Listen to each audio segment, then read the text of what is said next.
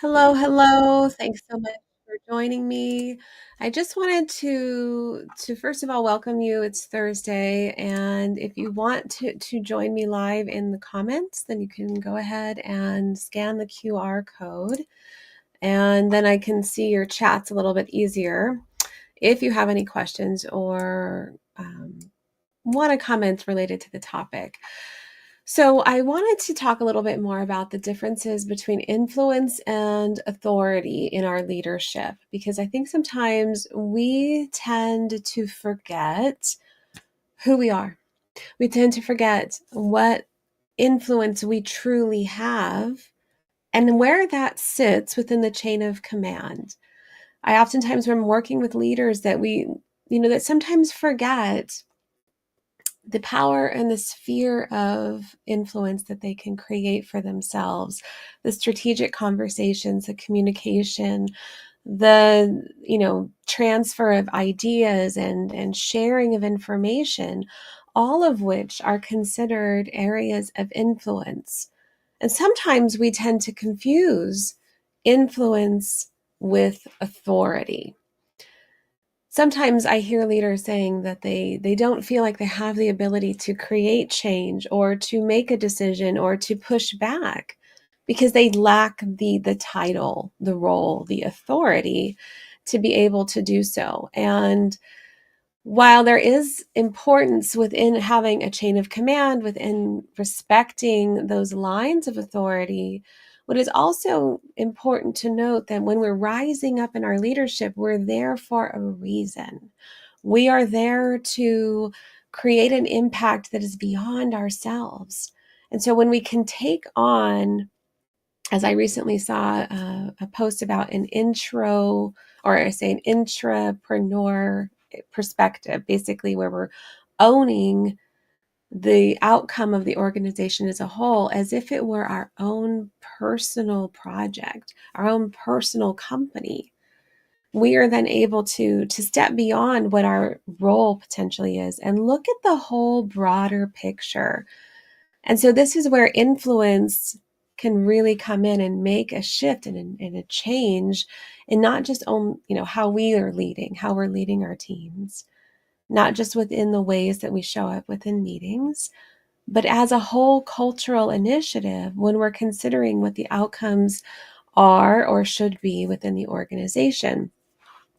And so there's a few articles that I sometimes share with clients in relation to really considering the differences between authority and influence. And sometimes the word influence gets interchanged with either authority or leadership, which I find confusing and interesting at the same time. In the way that I'm referring to influence is regardless of your title, regardless of your role or where you happen to sit within the org, what is your ability to create and foster innovation and change, to foster ideas and a new approach to, say, problem solving or thinking or ways that you want to impact your industry? And so influence is very important. And we don't always tap into that because we forget who we are. We forget ourselves and we struggle with ownership of what it is that we actually bring to the table. And so we then internalize ourselves in relation to our leadership and the influence that we can truly create, rather than understanding where we sit and what we bring to the table in terms of knowledge and expertise and wisdom that can then benefit the organization as a whole. So if we can take ourselves out of the equation a little bit, that is how we can start to actually increase our influence, our gravitas, our executive presence, all the things that leaders work on to continue to rise up in how they are negotiating and strategizing and thinking critically. Sometimes we don't take on this because either we have imposter syndrome, maybe we've had a bad experience in the past, maybe we're dealing within a toxic work environment, or we're fearful. We're just fearful of what is going to happen, what the repercussions might be. And so we don't push back. We don't say no. We don't challenge assumptions or fallacies that might be going on. And we forget ourselves in this process. We forget our ability to impact change and create innovation at a greater level. I want to really emphasize that, because when I'm talking to people, that is a big thing that comes up when I ask, can we push back? Can we say no? Can you ask for less? And when their eyes get really wide, like, oh, I could never be insubordinate. I could never push back. Oh, but my role is to do this. That is where we fall from being leaders to just followers. And I don't mean that in a negative way. What I mean is that if we are so focused on pleasing everyone else, then we have shut off our ability to think critically about our roles, about how we are able to help the business to achieve the strategic initiatives that they're looking to achieve moving forward. So we have to be able to be mindful and think critically about the decisions that are being made, where we sit within that, and do we have the ability to make a pivot, to alter the direction, to impact the outcome so that it is a success. Sometimes we just start seeing something going, we're watching the train wreck happening as we're still building, right? We're still watching things taking motion, and we can't seem to get in front of it. And we wonder why. And so we sit back and we watch it happening, but we do nothing. Or we maybe think we've tried to do something. Maybe we did speak up and say something, but we were immediately shot down or rejected. And so then we think, well, okay, I guess this is the direction that we're moving. This is the challenge, because then where does the responsibility fall? Who's going to take ownership of the direction that things went? So if we can think about what our influence is, how we can show up, what our expertise is, and how we lean into that into a greater way, and how we bring greater connections amongst the people that we're working with, then we can start to see how little things, little movements, little conversations, little changes can have a larger impact. I posted an article earlier this week on the power of saying no and pushing back. And it was by Forbes, Why No Leaders Are Outperforming Yes Leaders in the Workplace. And I thought it was impactful because it talks about, number one, this idea of people pleasing, which always inadvertently backfires on us. And the reasons being is, we have diluted focus, we have burnout, we have inefficiencies. This is what they're talking about in the book, Essentialism. In the book Essentialism, he's talking about how we can start to bring greater focus and how we push back in order to do this. And why is this good for us as leaders?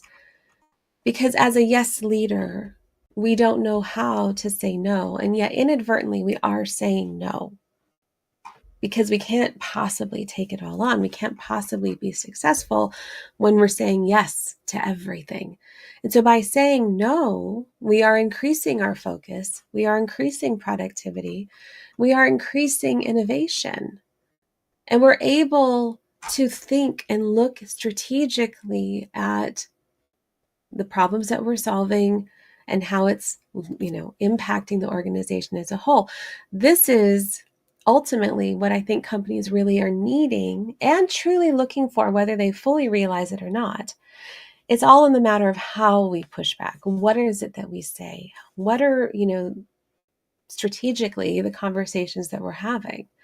And are we doing this in a way that is, meaningful, where it's revelatory, where things that we're saying can, make those connections and tie those connections back for people so that they're understanding why we might be pushing back. how it's impacting us in a negative way to continue forward in the approach that we have been. But pushing back isn't always easy. And so we have to then leverage that gravitas, our expertise, and our confidence in what it is that we're saying.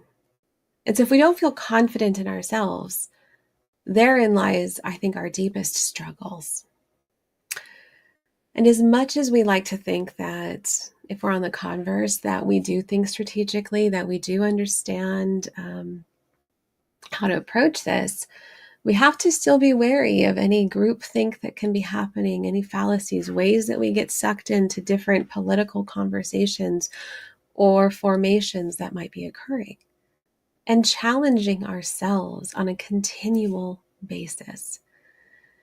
I was reading about the Asch conformity. I cannot speak today. The Asch conformity experiments. This is where they had a group of students. They would get together, 8 or so students, and you've probably heard about this, and they would show them different cards with different lines on them. And inadvertently, he would have 7 of the students all know the correct answer. And then one of them, the last person, they would be seated in a row. The last person actually wouldn't supposedly know the answer. They weren't told the answer. And so they would show them a card with 3 different lines, different heights. And then they would have to select which line seemed to have another line had to match one of those lines. Well, he would do it in a series of ways, where first maybe they would go down the line and he would instruct the 7 to all say the correct answer. And so that by the time they reached the last person, then they would say, obviously it's this. And then he would instruct them maybe to do it again. And then they would instruct the students to intentionally say the wrong answer. And so by the time they came down the line, it would be that person would conform. They would say the wrong answer.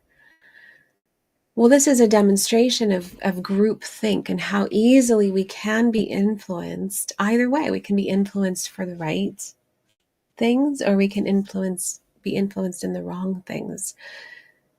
And if we then attribute that to ourselves, how much influence do we think that we have in carrying certain conversations forward? Not being manipulative, but truly owning our own inner authority on a subject or a topic that we happen to know quite a bit about. Why are we put into these roles, hired into positions if people aren't going to listen? But if we speak up once and we just accept the first answer, are we doing our due diligence as a leader? So it's really in the art then of how we push back. It's really in the art of how we start to think through collecting data, speaking to different people, how we communicate, all of the different leadership qualities that are needed in today's society within the organizations that we're inside of, and what it is that we're trying to accomplish. So one of the articles, it says, it's by Harvard Business Review, is to create change, leadership is more important than authority. Now, in this case, leadership is how we show up, how we are leading, as opposed to relying on our title. So if we're relying on our title to create change because I said so, then we're not going to be as impactful or effective in leading our teams, because the other big key element is we have to motivate and we have to empower and we have to elicit the desire to change, the desire to think differently. And this has to happen over time, over a series of conversations. And so in this article, they talk about how some leaders, they're going to try and create wholesale change, say within an organization, simply because their title indicates that they can do so. But if the organization does not believe in the change that is happening, it is much harder then to have it adopted. Whereas if a leader, regardless of title, which is why we can see leaders rising up in the ranks who may not hold a title, but have all the authority that we somehow don't possess, it's because they're able to talk to different groups and influence change at a smaller level and reach people in different places and meet them where they're at. And over time, it starts to permeate. It's just the reason why there was the diffusions of innovations theory, where it was to explain about how new ideas and technology spread. And so new ideas and technology, it's about how... Diffusion of innovations is... Siri. Okay. How we are able to... that scared me. How we're able to really create change in smaller groups of people. Because you're getting adoption by meeting people where they're at, as opposed to standing on a soapbox and declaring that change must happen. So if we're thinking about leadership and how we show up as a leader, it's incredibly important that we can then adjust our leadership style to be servant-based, to be based on how we motivate intrinsically, inspire people, and empower them. To create change is influencing beyond our title, our role, our supposed authority. It's bringing people into the conversation and helping them to tap into their own leadership, their own influence, and their buy-in into the ideas that we are sharing. Understanding this is incredibly key when we're thinking about, how do I become the type of leader that inspires change? How do I become the type of leader that people listen to? How do I become the type of leader authentically that can move up into these different roles without necessarily adopting certain types of behaviors or personality styles? It's understanding what we as an individual bring. And so if you are a quiet leader, there is almost more potential for you to have that level of influence, because you understand how to connect with people at a different level. You understand how to have conversations. It's not about how loud you are. It's about whether or not you're able to connect and to share in such a way where it's compelling and they understand and they can see the vision that you see. Leadership has all of these different traits and qualities and how we bring it together. But we first have to understand our own role in that, our own authority that we bring, and not from this grandiose perspective, but truly based on our knowledge, our wisdom, our experience, the skills we've gained, the things that we've seen.